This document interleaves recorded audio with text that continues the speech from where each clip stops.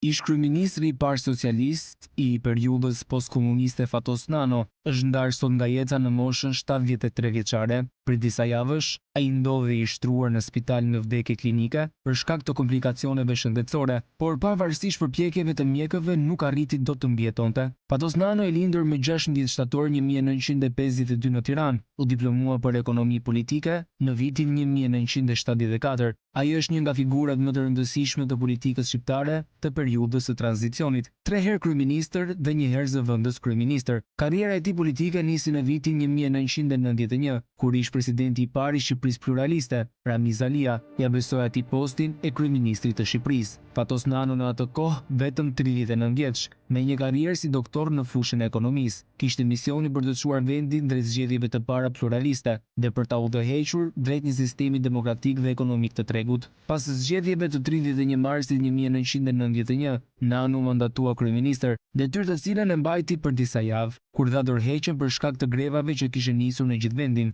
Po atë vit Fatos Nano u zgjodh kryetari i Partisë Socialiste, duke transformuar rrënjësisht këtë parti nga një parti me të kaluar komuniste në një parti socialdemokrate me orientim perëndimor. Karriera politike e Fatos Nanos do godite rënd, pas ardhjes së demokratëve në pushtet në vitin 1992. Në 30 korrik të vitit 1993, Fatos Nano burgos për abuzim me ndihmat italiane gjatë muajve që kishte qenë kryeministër në vitin 1991. Burgosi e tij ngjalli reagim dhe protestë tek socialistët, të cilët besonin se kjo ishte burgosi politike për shkak të opozitarizmit ndaj qeverisë së Sali Berishës. Në prill të vitit 1994, Fatos Nano del në gjyq dhe dënohet me 12 vite burgim. E megjithatë ai vijoi të drejtonte nga burgu Partinë Socialiste. Revoltat armatosura të vitit 1997, të nxitura nga rënja e firmave piramidale, çuan në shpalljen e zgjedhjeve të parakohshme nga presidenti Sali Berisha. Fatos Nano u lirua nga burgu pas një amnistie të dekretuar po nga presidenti Berisha. Socialistët fitojnë zgjedhjet e parakohshme të 29 qershorit të vitit 1997. Berisha jep dorëheqjen si president dhe kuvendi i ri zgjodhi president Recep Mejdanin. Në korrik formohej qeveria e re me Fatos Nano kryeministër për të tretën herë, por një vit më pas, në shtator të vitit 1998, pranë selisë së Partisë Demokratike, vritet ish drejtuesi i lëvizjes studentore antikomuniste, deputeti demokrat Azem Hajdari. Për shkak të trazireve dhe situatave politike të krijuara, pak javë më pas, Nano jep dorëheqjen nga posti i kryeministrit, por jo nga drejtimi i Partisë Socialiste. Qeveria socialiste e mori në drejtim 2 të rinj socialistë me kontribute të hershme, që nga lëvizja studentore e vjetorit, Pandeli Majko si kryeministër dhe Ilir Meta si zëvendës kryeministër. Fatos Nano konsiderohet një figurë liberale e së majtës shqiptare, me meritë të padiskutueshme në shndërrimin e Partisë Socialiste në një formacion modern dhe progresiv. Në 20 janar 1999, Fatos Nano jep dorëheqjen nga drejtimi i partisë, duke kërkuar thirrjen e kongresit të jashtëzakonshëm. Më 9 tetor ai garon për postin e kryetarit përballë Pandeli Majkos, ku arrin të fitojë ndaj tij me një diferencë prej 36 votash. Fatos Nano arrin të rimarrë partinë që e themeloi vet, por këtë herë edhe më i fortë. Në zgjedhjet e vitit 2001, socialistët fitojnë një mandat tjetër qeverisës dhe Fatos Nano rikthehet në detyrën e kryeministrit për të katërtën herë, por këtë radhe me një mandat të plot 4 vjeçar, deri në zgjedhjet e vitit 2005, kur ja dorëzoi pushtetin kundërshtarit të tij historik Sali Berishës. Pas kësaj humbje, ai u dorëhoq përfundimisht nga politika për të mos u kthyer më. Pas largimit nga pushteti, Nano jetoi mes Tiranës dhe Vjenës, duke qëndruar larg skenës politike, megjithëse disa herë u vu në qendër të diskutimeve për garën për presidentin e Republikës. Fatos Nano mbetet një nga emrat më të rëndësishëm në historinë politike të Shqipërisë moderne, arkitekti i së majtës, që la pas një trashëgimi të fortë në politikën shqiptare.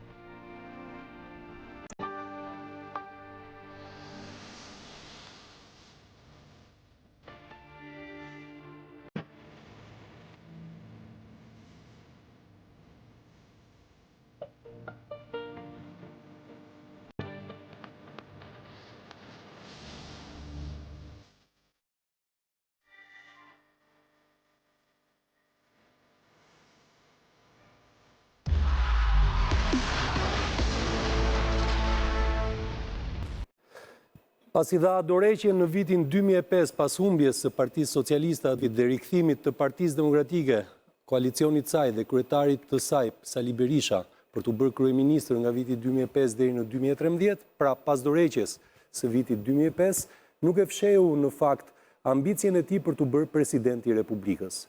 Nuk e bën. Por me sa duket tani krahët e kanë ndarë mendjen që ta përcjellin si presidentin e politikës shqiptare.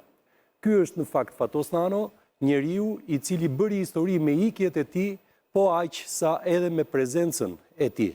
Dhe me sa duket sot, iku një herë për gjithmonë.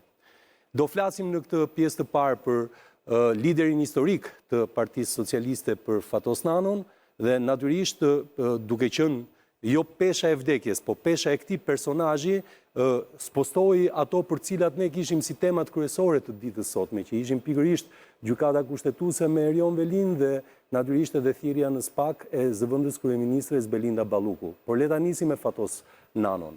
Idajet Beqiri sonte me mua, përshëndetje, mirë se erdhe. Zoti Beqiri, është gjithashtu Neritan Alibali, përshëndetje Alibali, mirë se erdhe.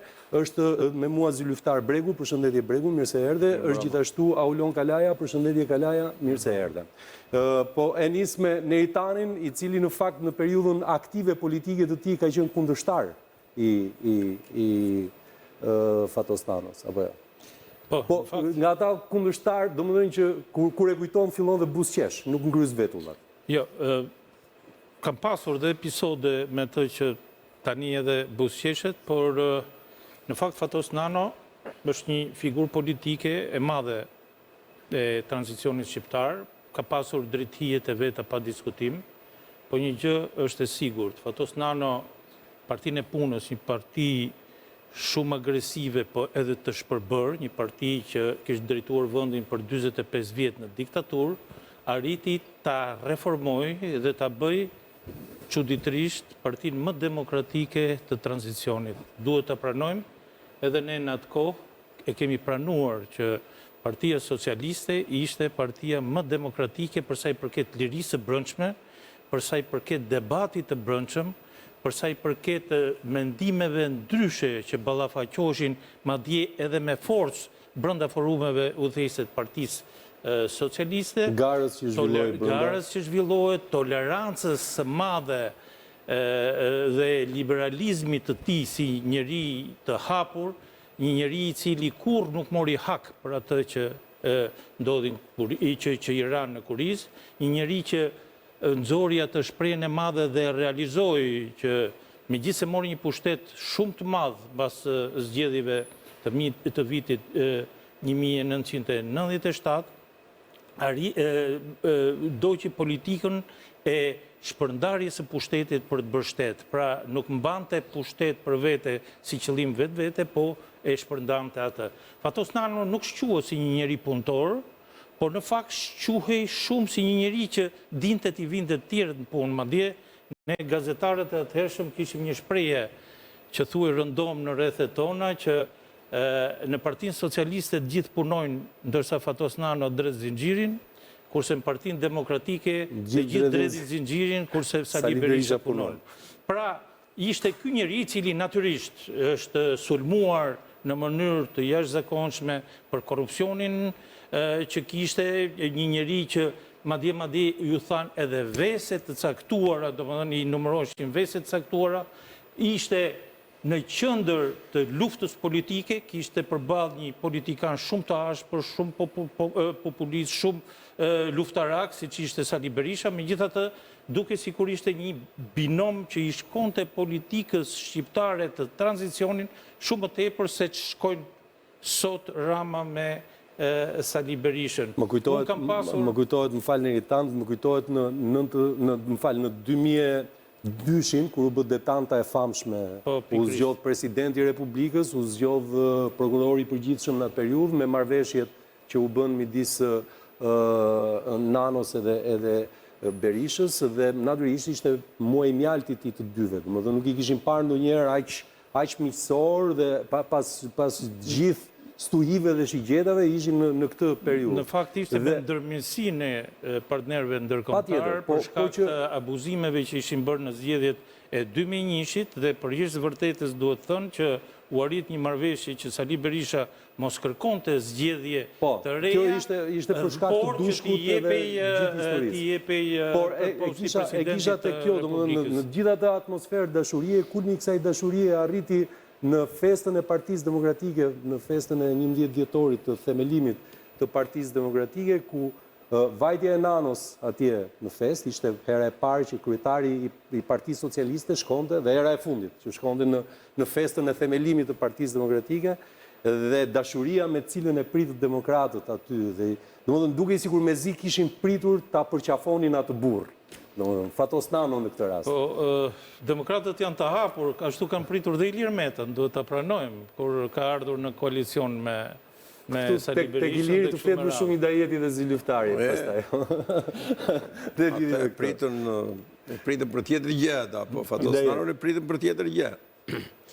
Jo, është në fakt edhe do të ngelet një ndër politikanët me emër të madh në Shqipëri, edhe më thënë e meriton që tjetë një figurë që duhet nderuar dhe duhet respektuar në politikën shqiptare, sepse ka dhe një kontribut jashtëzakonshëm, edhe të gjitha ato që tha edhe Neritani, më thënë qëndrojnë ashtu, sidomos për reformimin e Partisë së Punës në Partisë Socialiste. Pra, në krijimin e një të marrë të moderne në Shqipëri. Moderne në Shqipëri dhe e një njeriu vizionar, e një njeriu, e një ekonomistit jashtëzakonshëm, i cili ekonominë e tregut e njihte jashtëzakonisht mirë, po edhe dinte edhe si t'i aplikonte gjerat edhe gjatë qeverisjes tij, sidomos 97 deri në vitet 2003, domethënë këtu ka pat një lulëzim ekonomia, po edhe gjitha fushat e tjera të jetës vendit, madje edhe gjyqësori shqiptar, organi akuzës e tjera, morën një zhvillim që nuk do, s'ma merr mendje që mund të rikthehemi prapë të vëmë në këto vitet e arta të Fatos Nanos. Por nga ana tjetër ishte edhe një njeri që futi për herë të parë, do thoshja unë, atë frymën e zbutjes deri në ekstrem, domethënë në thonjza për socialistët, sepse kur ai mori pushtetin dhe ishte në pushtet, ata mendonin edhe revanshin e mendonin që do bente një lloj ky si Saliu, që edhe ato pastruset e komunales do t'i hiqte nga puna, do i zvendësonte me këta njerëzit e militantët e vet që ishin votuar për ta e tjera. Por ai atë, domethënë nxori që aftësitë janë, tha, edhe ato janë prioritet, nuk do lëshojnë pushtet për të bërë shtet. Ka qenë parulla e famshme me cilën u prezantua si kryeministër. Fatkeqësia e tij ishte që ai, domethënë me një kapacitet kaq i madh që i erdhi Shqipërisë në vitet 90, ai domethënë pati përballë një bish në kuptimin e vërtet fjalës, se po të kish patur një opozit kombëtare shqiptare, Shqipëria do ta kishte shumë të shkurtë të tranzicionit, do të kishte një zhvillim, ne sot, domethënë do të ishim tjetër vend, ne sot do ishim antar të Bashkimit Evropian, do ishim bërë prej kohë bile një lloj me Kroacinë do të ishim bërë, por ata nuk e lanë, e sulmuan deri në ekstrem, derisa edhe burgosën, burgosja ti ishte politike, dhe këtë, domethënë e thanë gjithë organizmat atëre ndërkombëtare, dhe ai faktikisht derisa mori dhe pafajësinë, mori dhe dëshpërblim për burgimin e padrejtë Një e tjera. moment fatal ajo, domethënë për politikën shqiptare dhe për ecurinë e Shqipërisë. Po sidomos ai, edhe ajo ka qenë, domethënë ato vite kanë qenë të zeza faktikisht me të. Unë jam bashkëvuajtës, kemi qenë bashkë në burg edhe të 313 edhe në bench dhe kam parasysh vuajtjet e tija atje, po gjithsesi nuk e lëshoj kur ndonjëherë veten, një njeri kurajoz i jashtëzakonshëm. Për hir të vërtetës të burg edhe u shëndosh. S'ka të bëj ajo fare. Në fakt, s'ka të bëj. Në fakt, brenda kësaj që thotë ka qëndruar vërtet fort kështu në burg. Me një humor të jashtëzakonshëm, edhe këtu është për të thënë, domethënë këto fjalë se është ditëzie sot për Shqipërinë dhe për shqiptarët, po u tregoj një jetë vogël të shkurtër, kështu një batut vogël të tija që ishte shumë interesante. Tek burgu 313, kur ishim, ishe një sal aty, kështu që ishe ishë dënuar 13 era i sala. I dënuar ordiner, po, ordiner, për vjedhje, për këto gjera e tjera. Edhe vete sala i bje asaj portës atjet Ramiz Alis, edhe i thot, më kanë thënë, thot, që ti e burrizgjuar shumë, thot, sala 13 era i dënuar, i thot Ramizit, 313. Edhe do të ashtu, thot, duhet të marrë një mendim, thot, haj, unë e kam emrin Sali, tha, po duhet të ndërroj, tha. Edhe i thot Ramizi, ndej një qik Ramizi, dhe i tha, jo, po të më gjosh mua, tha, mbaje, tha, se pas sa vjetë do të ndërra i që me ndonë titha dhe do të kesh në regull emri. Edhe qeshi kjo sala dhe shkoj, thot Fatos Nano, si bje atje, edhe i thot Fatosit, thot, jo, a i Ramizi më këshat, Gjorgje shi menqur, thot, sala, gjithmona, gjukon të sala atje neve. Edhe tha, po, ka që i menqur, tha, sa, unë e pyeta, tha, i thash, tha, që këshu edhe a i më tha, që mos e ndrose, tha Fatosi, po, tha, Ramizi tha për të dhenë mend tjerve, tha është asta, po kër erdi pura, tha për të dhenë mend vetës ti, tha në srakun timi, tha. Edhe erdi këtu, tha, bashkë me.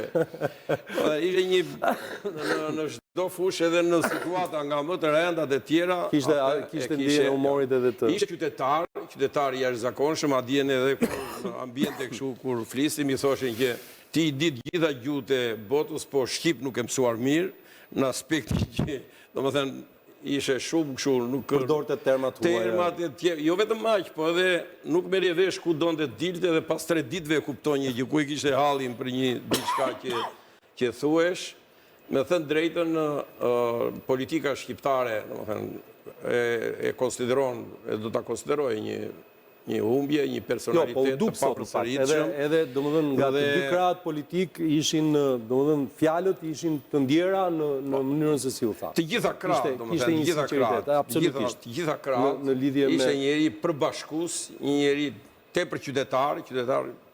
Zyliftar. Po, unë mendoj që zoti Nano do jetë një shkollë politike për të studiuar dhe do të studiohet, sepse ishte një politikan reformator, që bëri vërtet një parti socialiste demokratike, dhe unë besoj që në qoftë se ne do bënim një përmbysje, që zoti Rama të ishte në vend të zotit Nano dhe zoti Nano të kërkonte partin, si që bëri zoti... Të ishin në invers në periudhë. Mendoj që do të kishte pa mundur të merte partin zotit Rama, i cili shfrytëzoi demokracinë e brendshme të Partisë Socialiste për të ngjitur në kryet Partisë Socialiste dhe pastaj e atrofizoi demokracinë e brendshme. Pra, zoti Nano ishte një politikan reformator, por edhe një burr i emancipuar, i guximshëm, qytetar, i cili emancipoi në një moment të caktuar, ishte një gjest shumë qytetar, qoftë edhe trajtimi që i bëri familjes dhe lidhjes së reje tjera. Sigurisht nuk kishte droje që të mos i pranonte dhe disa nga veset që kishte si një njeri. Mendoj që ka qenë një politikan që nuk u prek nga grykësia e pushtetit, dhe këtë dua ta ilustroj me 2 momente. Momenti i parë është ajo që ju përmendët, që kishte filozofinë e tij që të sakrifikojmë pushtet për të bërë shtet, dhe e dyta, tërheqja e tij në moshën 53 vjeçe nga politika tregon 53 vjet një politikanesh në kulmin e fuqisë e pjekurisë tij, ndërkohë ai bëri një hap mbrapa dhe e braktisi politikën, sepse mendoi që cikli i tij, po themi, ashtu e mendoi ai, cikli i tij erdhi fundi. Pati një rezistencë, po themi, derisa nuk u bë dot dhe president. Pastaj u largua përfundimisht. Po e vërteta është që të gjithë e morëm mesazhin që ai po largoi nga politika. Ajo rezistenca më shumë ishte publicistike, por t'ia bërë pak të vështirë Ramës në atë periudhë. Se sa dëshirë e tij vetë, Nuk është tamam ashtu. Nuk është jo dhe vetëm ajo, por ishte bërë president. Jo, po, patjetër. Jo vetëm ajo, pra më shumë i thoshin se sa ai donte. Domethënë Jo, donte ai. Ai faktikisht u afrua, ai faktikisht e donte realisht që të bëj president, po donte që të bësh president, nuk e doni po as Berisha as Rama. Po pikërisht, po problemi është që ai nuk insistoi. Po të donte arrinte. Nuk insistoi më shumë për të thënë që më doni, domethënë ajo që si një pikë pyetje, më doni as më doni. Dhe kur pa rezistencën më të vogël, thonë, s'më dashkeni, derisa s'keni nevojë, atëherë triqe. Dhe në atë kohë bë ajo 4 deputetët e famshëm që ja dhanë Bamir Topit pastaj. Po, 6 deputetë. 6 deputetët e famshëm Partisë Socialiste që mori Bamir Topi. Dhe ata 6 i bindi Fatos Nano, ishin vota ishin që ja kaluan. Aulon, ti në fakt je më i freskëti në panel, nuk e di ti ke qenë i vogël besoj kur Nano u largua nga politika. Shiko, Dhe nuk e di për herë cilat të parë emrin e Fatos Nano se kam hasën familje time, sepse ka qenë pedagogu babës tim, ai ka marru artet dhe i ka dhënë ekonomi politike. Edhe më ka tregu një histori shumë të bukur, sepse babai im pretendonte një notë më të lartë nga sa i kishte dhënë Fatos Nano, me që jemi ta kujtojmë. këto, po. Dhe i kishte kërku profesor, pretendoi, kishte thonë që nuk më ke vlerësu tamam. Ai kishte thonë, merre këtë notë tani se s'ka për ty në herë në punë ekonomia politike dhe largohu nga klasa. Domethënë kjo batut nga ngel shumë menje, edhe pastaj normalisht e kam njoft si kryeministër, jo personalisht nga afër, por e kam parë, e vlerësoj për disa gjëra, ashtu siç nuk e vlerësoj për disa gjëra tjera, sepse shiko, këtu në Shqipëri është bë sport masiv që të flasim mirë pas vdekjes një personazhi, megjithëse ai sot ka humbur jetën edhe unë do doja ta respektoja këtë lloj tradite. Deri të shtatat kështu. Po pra, Jo, po gjithsesi ta respektoja jo vetëm në Shqipëri. Jo vetëm në Shqipëri, Ditën e vdekjes për të vdekurin gjithmonë të flitet. Megjithatë, kjo është e vërtet kjo lloj tradite, por për personazhin e Fatos Nanos. Ai nuk e ka për tradit. Komendet që e kam, nuk është vetëm tradita. Vetëm nuk është futesh thjesht po e lajm gojën.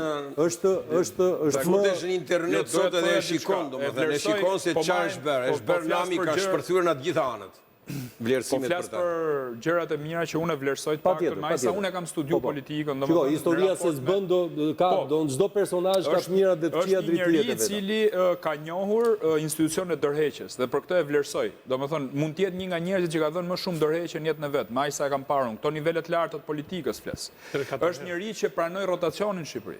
Ti jemi realist, domethënë në vitin 2005, në rast se zoti Nano nuk do donte ta lëshonte pushtetin. Që nga 92-shi ai ishte se më shkonte për plasje. Tërheqja dhe rotacioni janë dy koncepte faktikisht që nuk njihen në politikën shqiptare. Ti jemi realist dhe këtë njeri ja njoh këto virtyte. Së treti njoh personalitete shumë të larta që u rritën në epokën e zotit Fatos Nano, siç ishte zoti Ilir Meta, Pandeli Majko, që ky zotëria ju dha rastin për të bërë kryeministra dhe për me drejtu... Në ata bëri betejat. Pa tjetër, por e bëri pra betejën në parti. Tani kemi partit atrofizuara që s'kemi numra 2. Përveç atyre ka pas një brez të dytë Partia Socialiste, ishin të famshmit të kooptuarit, që Nano i mori pas 97-ës, 97-98-ën, a i afroj edhe nga partia. Është njeri i cili mori nga shoqëria civile Edi Ramën, apo jo, dhe e solli, dhe bëri kryetar bashkie, dhe bëri dhe antar partie pastaj më vonë, e tjerë. Pra është njeri që ka qenë nuhatës politik që ka ofru këto personalitete. Ka dhënë dorëheqje si kryeministër, ndërkohë që mund mos ta jepte fare. Pra i ka dhënë mundësi, nuk e di 27 vjeç ka qenë Pandeli Majko kur ka bërë kryeministër i Shqipërisë. Imagjinoje, domethënë, me sa duket kur ka qenë vetë 39 vjeç me i dhënë drejtim Shqipërisë mas rënies komunizmit, këtë besim ja ka tejqu dhe tjetër. Pra kjo të regon që ka qenë vizionar për të mbështet dhe brezin e ri, se tani po bëjmë histori. Pjesa tjetër është që zgjodhi ministra me personalitet shumë të lartë. Në rast se do të krahasoj ministrat e sot me ministrat e asaj kohe, zotit Nano, ne të paktën minimalisht i kemi njoftë si persona dhe kanë qenë njerëz cilët kanë bërë debate me të. Është njeriu që do marrë mend që bëri profesionalisht ishin lart shumë. Pikërisht pra. Është njeriu sepse ishte dhe kodi zgjedhor pa diskutim që i jepte fuqi majoritare deputetit për të bërë ministër, pra i imponohej, por ai dinte ti respektonte dhe sentimentet. Për shembull kujtohet se si ka bërë ministër zoti Agron Duka, i cili faktikisht nuk ishte antar i Partisë Socialiste, por erdhi edhe ai po themi nga e majta dhe erdhi dhe u bë ministër i bujqësisë, pra ka bërë gjeste emancipuese për Shqipërinë asaj kohe. Po ashtu i njoh dhe i merit tjetër që është KPD-ja e famshme, një lëvizje megjithëse degradoi, pa diskutim sharje personale etj, por lëvizja për katarsis në Partinë Socialiste ishte emancipim për kohën që domethënë veproi. Po nuk shikonin filma në atë kohë, në vend shikonin filma, ne kënaqeshim vetëm shikonin KPD. KPD-ja ishte KPD-ja ishte portokallia, KPD-ja nuk e kish brenda. Nga këto më fal, po shkëmbejmë, po duket ta plotësuar. Domethënë kjo e KPD-s ishte kulminacioni dhe që mbahet mend. Por ai të njëjtën gjë e bëri nga Burgu në 96-ën. Letra e famshme nga Burgu, që Partia Kënet për Partinë Socialiste kur ishin nën kryetarët që e qeverisnin partinë atë kohë dhe në fakt ata ishin bërë shumë të fuqishëm parti. Pra, Nano disa herë brenda Partisë Socialiste ka hyrë, ka bërë betejë dhe ka rimar pushtetin duke pasur përplasje. Dhe 2002-shit KPD-ja e famshme, ishte Ilir Meta kryeministër. Dhe ky ishte vetëm kryetari i Partisë Socialiste. Dhe si kryetari i Partisë Socialiste e filloi gjithë lëvizjen për të ndodhur gjithë ajo. Po një mësim i madh, edhe më fal Albulio, edhe një mësim i madh që u dha ai faktikisht të rinjve. Se këta të rinjët me njëherë sa e marrin, edhe bie fjala Ilir Meta dhe Pandeli Majko, firmën e parë në borderoj hodhën si kryeministra. Se s'kish burra zjakundi, sa dole në shkolla. Deputeti kanë. Si deputete pastaj kryeministra, po me njerë, domethënë të tillë u bën. Po kur e pa nanu që mendja këtyre u hipi në majtë kokës si bie fjala Pandeli Majkos në atë kohë, që u rrit mendja, atëre ai shpalli garën për kryetar partie dhe tha, unë jam antar i thjesht i partisë, atje kryeministër, hajde kush da fitoj kryetarin e partisë. Dhe e fitoj Fatos Nano. Ngushtë e fitoj. Ngushtë e fitoj me ca vota. Duke qenë antar i thjesht. Është njëri që ka prodhu politik, që sot nuk kemi njerëz tillë që prodhojnë politik. Ne po bëjmë para politik me gjithë to që po flasim deri tani. Pra po merremi drejtësia që bën politik, jo politika që prodhon politik. Me çfarë do komentojmë dhe pjesën e dytë të tretë, nëse do diskutojmë për këtë temë. Pra është njëri i cili edhe në 2005 i dha mundësinë Ramës për të bërë kryetar partie. Sepse për mendimin tim, zoti Rama është tregu totalisht mos mirënjohës. Pa diskutim që në politik duhet vrasësh babën, domethënë akti i vrasjes babait politikisht po flas gjithmonë është domosdoshmëri, por pa diskutim që me zotin Nano janë sjell keq, me aq sa e kam ndjekur politikën nga jashtë. Në fakt ka pas një rikuperim shumë të mirë të marrëdhënieve midis Ramës dhe Nanos pas vitit kur Rama u bë kryeministër. Kam idenë që edhe dy momente pas në opozit ishte ndryshe, kur ishte në opozit, por kur morë dy momentet fundit rikuperimi ka qenë i plot e kanë trajtuar si udhëheqës historik. 2 vitet e fundit, me sa mbaj mend shtypin e kohës, zoti Nano, edhe ju në insert e përmendet, e ndante jetën midis Tiranës dhe Vjenës, pra dhe më kujtohet një titull i një përditshme të asaj kohe që thonte që zoti Nano mbaroi vizitën 3 ditore në Shqipëri. Pra dhe kjo përbën të sens në ata që thonë. Qytetari mirë ishte? Së fundmi, jo, kur ishte kryeministër për flas. Ajo që nuk i falun, për shembull personalisht, do e them se nuk ka, domethënë është deklarata kur takoi Miloševićin në Kret që tha që kryeqyteti i Kosovës është Beogradi. Kjo është një deklaratë, domethënë që nuk do duhet ta bënte dhe për këtë domethënë kam pas një lloj në kuptimin një lloj rezerve në raport me personazhin e Nanës. Në kongresin e Partisë Socialiste, një kongres që u bë tek pallati, mbasi ai domethënë shkoi në Beograd dhe erdhi në kongres, edhe aty un kongresi vetmi domethënë në Kret, më fal. Në Kret, që u takua atje me Miloševićin ku ishte me sugjerimin e amerikanëve. Po pikërisht këtë do thoshja dhe aty domethënë i vetmi që isha si mërzitur domethënë s'po i flisja. Edhe ai erdhi siç bën ato shakat e tij, tha çaj dhe ti e prekur tha nga ajo tha, e kam ashtu tha, kam shkelur vinë e kuqe për çështjen kombëtare. I thash unë, aq Renza s'ka ku të vej me që nuk ja vlen të flasësh të flasim me juve. I thash, dhe ai në atë moment tha, po pse vajta vetur atë i tha, mua më dërgoi tjetër kush tha, më dërguan Shtetet e Bashkuara të Amerikës tha, dhe çat fjalë do thoshja fjalë për fjalë tha, u konsultuan një për një me ta, tha. Sepse ashtu i donde mushka drut, tha. Dhe faktikisht, po se shmë keq, sepse mbas kësaj, Amerikanët pastaj i futën bomba Beogradit. Ne në këto gjëra si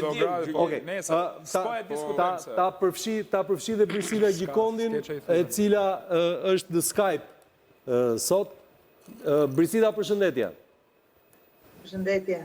Jemi në këtë pjesë të parë, natyrisht ti e përgatitur për ngjarjet e rëndësishme që ishin sot, që ishte ajo Erion Velis dhe thirrja e zonjës Balluku në SPAK, por natyrisht kjo ngjarja me që ish kryeministrit, liderit socialist Fatos Nano, i cili ndroi jetë, nuk mund të mos zinte vend në pjesë parë. Kështu që do doja dy fjalë edhe prej teje, që ke qenë në fakt një nga të mërziturat le të themi të larguarat, ose më saktë të bashkuarat me ata që u larguan nga Fatos Nano, me lëvizjen socialiste për integrim në fillimet e veta. Si e mendon tani Fatos Nano? Po, është vërtet, unë kam para 13 vjetësh, kam pas një eksperiencë shkurtër me LSI-n bashkë me njerëz të tjerë si zotin Zabit Brokaj, Plum Xhufin dhe shumë idealistë të tjerë do i quaja që mbas zhgënjimit që patëm nga zoti Meta, u larguam në heshtje nga ajo parti, pa bujë dhe pa zhurmë, që në 2008, vërtet, kurse sa për zotin Nano, unë jam dakord me Orlonin që ai ka drejtjet e veta, por me tepër sot është edhe nata e shpirtrave në gjithë botën, është 10 nëntori dhe patjetër që ai ka pasur një merit të madh për zbukerizimin e ish Partisë Punës dhe kthimin e saj në Partinë Socialiste, por ka dhe drejtjet e saj, sepse nganjëherë liberalizimi i tepruar ose mos marrja e përgjegjësive të tepruara, siç ka qenë ajo që unë do doja ta kujtoja nëpër të 29 janarit, ndërkohë që djemtë e Shkodrës mbyteshin duke kaluar detin, ai ishte në buzëqet e Greqisë, por nuk do doja fare të përmendja këto gjëra, sepse thash që edhe ne, edhe unë dhe gjithë njerëzit kanë drejtjet e tyre. Pastaj peshoren edhe emrin që e lë historia. Patjetër e rikthem, merita më e madhe e tij është zbukerizimi dhe kthimi i Partisë Punës në një parti progresiste, një parti të hapur. Edhe këtë ai ka pasur me prova dhe unë mendoj që një nga gjërat më të forta të personalitetit zotit Nano ka qenë që ai nuk urrente dhe kjo është gjë rrallë, nuk urrente dhe nuk merrte hak. Dhe kjo është gjë shumë e rrallë në politikanët shqiptarë. Po në raport me ju të LSI-s, faktikisht ai doli fitimtar, sepse u tha juve mos u largoni se e keni gabim, se dëgjuat juve dhe pastaj përfundimisht tërë juve bet autokritike, thate patëm gabim, gjithë pa përjashtim. Duke filluar me të ndjeri Sabit Broka, me Fatos Klosin, me Plum Xhufin, e tjerë me radhë. Thatë që Nano e kishë drejtë. Personalitetet Po të ndhenjë ishin dhe u kthyve prapë. Atëre, më falë me që unë s'jam në pozitat e tuaja të barabarta se s'jam në studio, s'kam qenë asnjëherë në Partinë Socialiste, zoti. Domethënë është afruar direkt me LSI-n pa qenë tek. Asnjëherë nuk kam qenë në asnjë parti politike. Po mirë shumë. Domethënë, i është bashkëngjitur atij grupi personalitetesh që largimi pastaj paska qenë i mirë. Kështu që ajo kur e pa që ishte atje u largua prej atje. Okej, Brisi, do vazhdojmë, do bisedojmë, po kalojmë publicitet dhe rikthehemi tek ato çfarë janë tema të rëndësishme të tjera që i përkasin politikës ditës. Pas pak. Ushtarët e tij historik Sali Berishës. Jepi bëjmë te. S'ka gjë.